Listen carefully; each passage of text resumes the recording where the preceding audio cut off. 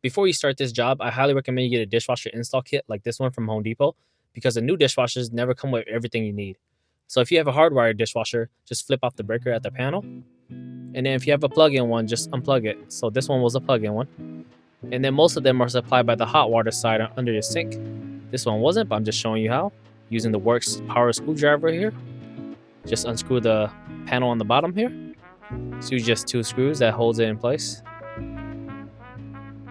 And it should just pop right off, just like that. So this one was a 2-piece one. A little different, but same concept. All right, and then this one, I had to open the doors to get to those 2 screws right there to take that top panel off. This is the water supply line, and that's the electrical supply. So this one, the supply line goes through a hole to the basement. I had to go to the basement to turn it off because it's connected directly to the water heater. This one, I just turned it off, but it turns out that was a bad valve. So I had to do something different to get the water supply turned off. You'll see later on in the video. Loosen that clamp right there. This is the discharge line or the drain hose for the dishwasher. There's always going to be some leftover water in there, so have a bucket handy so you drink with that water out. Just tuck it back into that hole so it makes it easier to pull the dishwasher out when you're ready. There's going to be 2 screws held in right here with these tabs.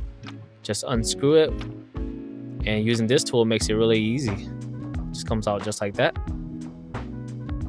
And then once you have these screws out, you should be able to just pull the dishwasher out, pull it out, but not all the way because you'll have to disconnect the lines first. All right, so for this one, I disconnected the supply line from the basement because it's just easier and faster. But it turns out the valve was bad. Let it drain for a bit, but it took forever. So this house has 2 water heaters connected into one. So I had to turn off both ball valves on both water heaters. That didn't do the job. There was a 3rd valve that I had to turn off too. I didn't show it here, but I'll show later. And that finally turned off the water. Usually it's not that hard if you have a good valve. After that, I laid the dishwasher down and disconnected the supply line. And then cleaned up the area for the new dishwasher to go in. You can see where the hoses go. That's the supply hole, and that's the drain hole. Insert the new drain holes. And then connected this adapter right here that doesn't come with the dishwasher. Remember, you have to buy this separately. And just hand tighten it, and then use the pliers to crank it down a little bit. Don't over tighten it, it's just plastic. And then connect the supply line right there. Hand tighten it first, make sure you don't cross thread it, and then tighten it down with the pliers. Connect the drain hose to the other part that goes into the dishwasher. Clamp it down, not too hard, that's just plastic too. And then you can tighten this clamper here that goes into the P-trap. Just make sure you loop it as high as you could like this, just in case the sink backs up so the water doesn't go into a dishwasher. Just like that. And then this is the panel. Remove the panel on the bottom of the new dishwasher. Now we're going to work on the power supply for the new dishwasher. Just remove that junction box right there. Just held in by 1 screw. Once you do that, you should see 3 wires right there. This is the old one. I'm taking the power supply line from this one because the new one didn't come with one. I'm just checking to see where the wires go so I know exactly how to rewire it. I usually like to mark the black one with a permanent marker just so I know that that's the black one. Taking this return nut for the wire too because we need that one on the new one. And that's what it looks like.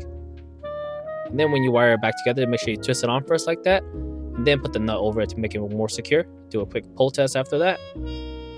Yep, it's good. So you just rewire the 3, and then you'll see the black mark where I marked it. That's where it goes to the black wire. Once you do that, make sure you do another pull test. Make sure everything's tight.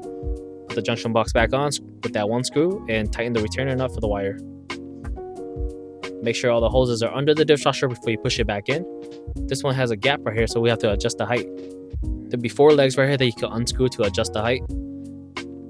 Just loosen it like that to adjust the height. And then make sure all of them were at 2 inches. The floor will never be level, so you'll have to make finer adjustments later on.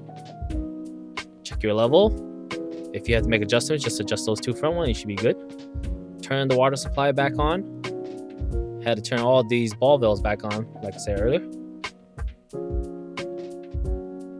And then make sure that it's on and there's no leaks. Flip the power back on if you have hardwire. Check for leaks. No leaks right here, so we should be good. Plug it in and reset the outlet. Check for power. There is power on this one. But before you start it, make sure you remove all the plastics and styrofoam inside these dishwasher. These new ones come with a lot of them. so be thorough. Press and hold to cancel that, and select a cycle, and press start, and then close it. And then you should hear water coming, or water supplying the dishwasher right here. Let it run for a few minutes to make sure it works. And then press and hold to cancel. Once you cancel it, it's gonna flush out or drain out the water, and you should be able to hear water draining out. And then you're gonna check for leaks on the drain hose also. So you should hear the pump turn on to drain the hose.